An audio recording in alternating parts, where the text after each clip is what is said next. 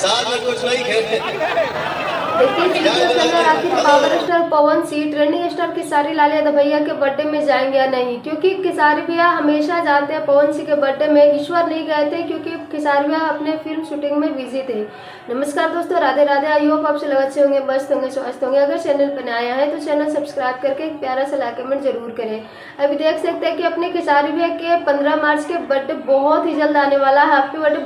बहुत ही ज़्यादा इसमें धूमधाम से होने वाला। हमेशा तो खेसारी भैया अनाथ आश्रम वृद्ध आश्रम में जा करके 56 भोग के भोजनालय लगवाते थे, गरीबों के दान देते थे। लेकिन इस पर ये सारी चीज़ें होंगी, लेकिन इस सारी चीज़ें के बावजूद भी बहुत ही ज़्यादा मतलब इस पर बहुत ही अच्छे से खेसारी भैया का बर्थडे सेलिब्रेट होने वाला और सब लोग अभी से ही तैयारी कर रहे हैं। तो सबसे बड़ी बात है कि पवन सिंह इस बार जाएंगे या नहीं, ये पवन सिंह के फैन को पता होगा। क्योंकि पवन सिंह अगर आप लोग जानना चाहते हैं तो पवन भैया के जितने भी फैन हैं उनके पास जाकर के पूछिए, क्योंकि पवन सिंह के मूड कब चेंज होता है कब नहीं वो बस उन्हीं को पता होता है।